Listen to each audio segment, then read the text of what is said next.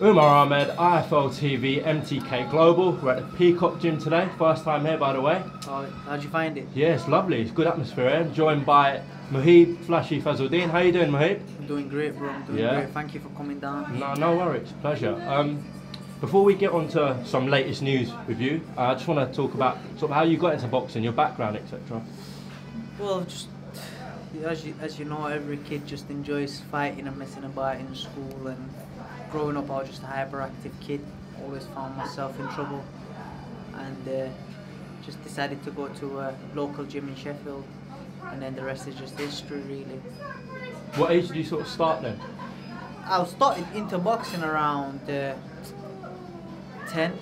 but it wasn't boxing. I started training to be an boxer from the age of 15, 16. Okay. And then, sort of, what was your amateur career like? I've had a good amateur career. Bear in mind, I did my amateurs at the Ingle gym. It wasn't a very active amateur gym. It was more like a pro gym. Yeah. So I've had around 40-something fights, if I'm not wrong. Don't quote me on it, but they were good, man. I've won CYPs, I've won loads of Yorkshire titles, I went to ABAs. Had a good amateur career. Yeah. What was it like growing up in Sheffield? Good and bad. Yeah. Good and bad. Yeah. Good and Rough bad. with the smooth? Yeah, it just depends where you happen to find yourself, and it just depends on the person and the people around you, really. Do you miss it? I do and I don't, because I'm doing, my career is on a very, very high at the moment, and I could have never been in this position if I was in Sheffield, so therefore I kind of not miss it, but I still go there every weekend. Or when I'm not training, I go to spend a week, see friends and family. That's my hometown. I'm always gonna, I'm the king of that city kind of thing, but I have to come here now. This is my city as well. And then I'm at the Peacocks. I'm around great people. My team is unbelievable. You know, my trainer Brian, manager Mervyn Turner, promoter Frank Warren, agent, elite agency. I'm working with Charlie, so it's just a great team, and we had the Peacock Martins, made it feel home really, and the fighters here, just like a little big family now. Yeah. You said sort of you got into some sort of trouble when you was younger, but did you like watch boxing? Did you have any inspiration growing up? Yeah, like, of course, being a Yemeni and from Sheffield, Prince Naz comes in play, and I was fortunate enough to have a close relationship with Prince Naz and his family. I still keep in touch with him. They're great people, good people. And growing up in Sheffield as well, I was around Ryan Rhodes and all the big Sheffield names. You'll see him here and there. Like, Sheffield's it's like a small city, innit? So yeah, I've watched a lot of people, but my main inspiration was Prince Naz, really. Yeah. And then after Prince Naz, I looked into boxing deeper. I started watching all of Muhammad Ali's fight, God rest his soul in peace, and the great legend Mike Tyson, legends like Ali, Tyson, and stuff like that, really. Fights like that, and then Mayweather, Sweet Pea, all of them. I'm not a guy that say, oh, I'm gonna sit down, watch, study boxing, no, but I just like the art. Some fight I find them boring, some fight I say I watch them over and over again. But you sound like you still are a fan sort of the fight game.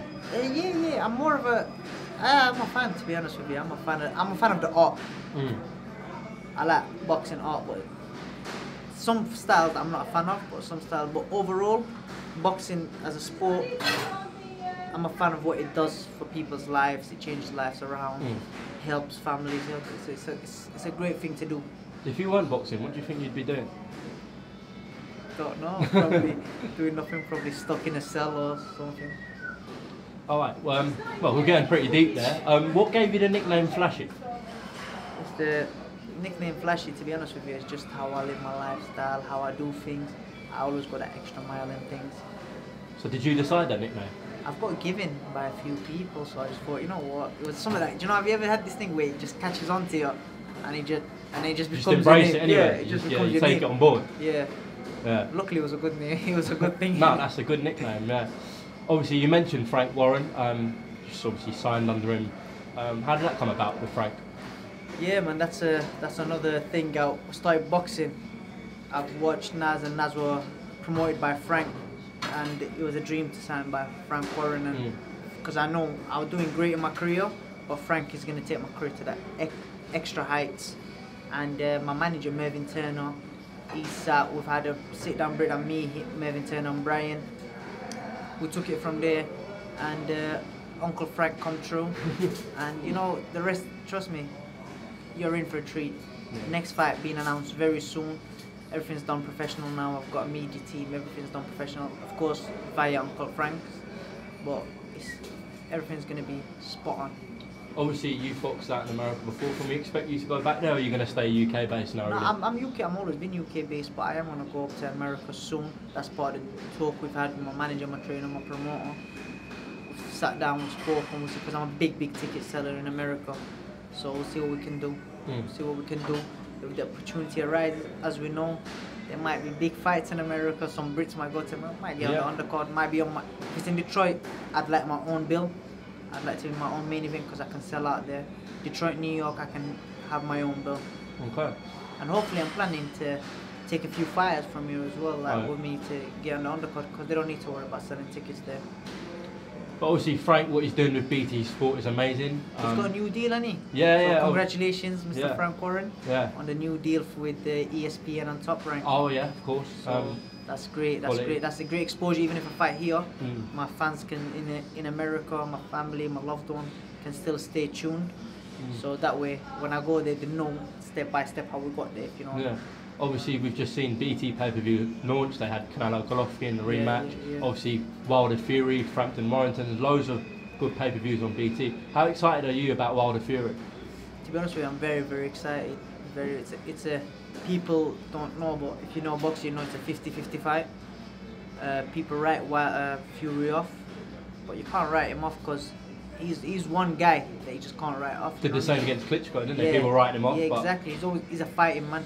Yeah. And he's got nothing to lose. These are the people you worry about. You know what I mean? He's got really nothing to lose.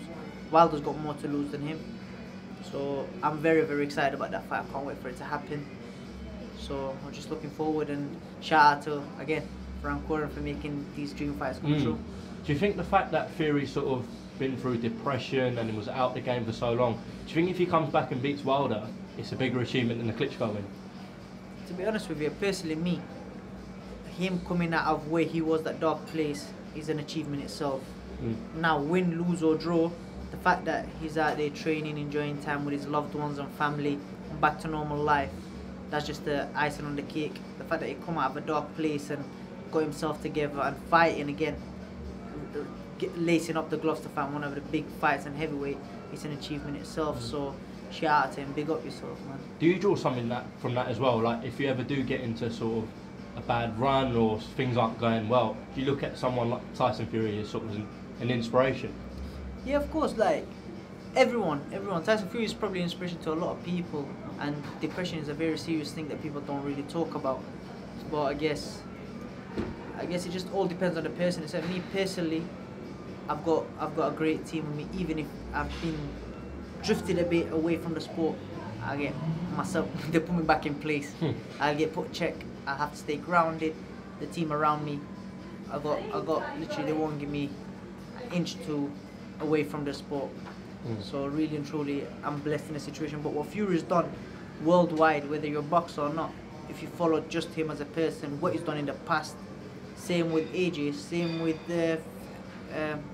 Wilder. See, these three main people, they've got a mad story behind them. Do you know what I mean? But a lot of people don't go into it. Like every fighter's got a mad story. But it's mad that because all three are about to fight and all three got a crazy story about them, all three come from nothing to something. When it's all said and done, when their career's done, they all should, you know, no one can hate on people like that. You can't just say, oh, you didn't do this, or you don't do that, or you don't want to fight. Everything's politics and we all know that, but they're doing a great job with themselves, and you know, as long as their loved ones are happy and eating, that's what means the most. So yeah, man, big respect to people like that. Yeah, you mentioned obviously Joshua there, he's fighting Povetkin this Saturday. Your stable mate, Lawrence Okoli, is fighting for the British title against Matty Askin. How's Lawrence been looking? Against who? Matty Askin.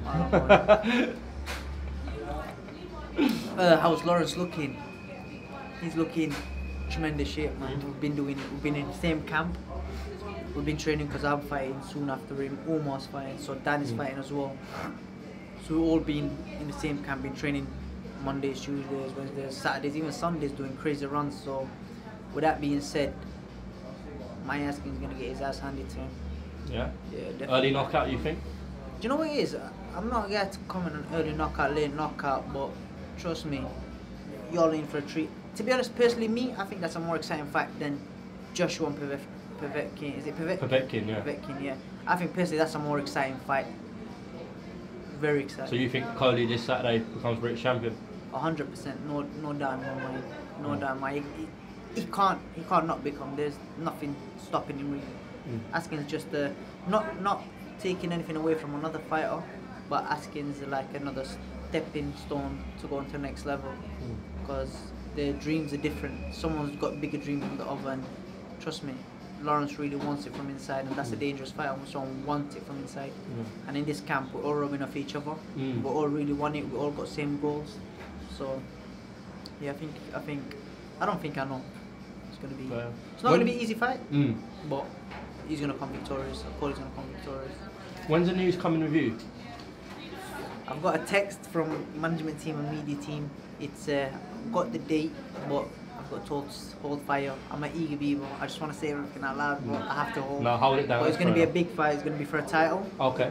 I can say the title. It's going to be I think the WBO European title. But on the date, everything's going to come very, very soon. So I'm going to let you guys know definitely. Yeah. Obviously, I was going to just say you're still undefeated. Obviously, when can we expect seeing them sort of levels up, bigger fights? But you've just told me you're fighting for the European title. So with that being said, I just want to break this down. People say, oh, up and coming fights, box nobodies and everything. If you look at BoxRec, see the people I boxed, maybe they're nobodies to the big names, but at that time when I boxed them, they were somebodies.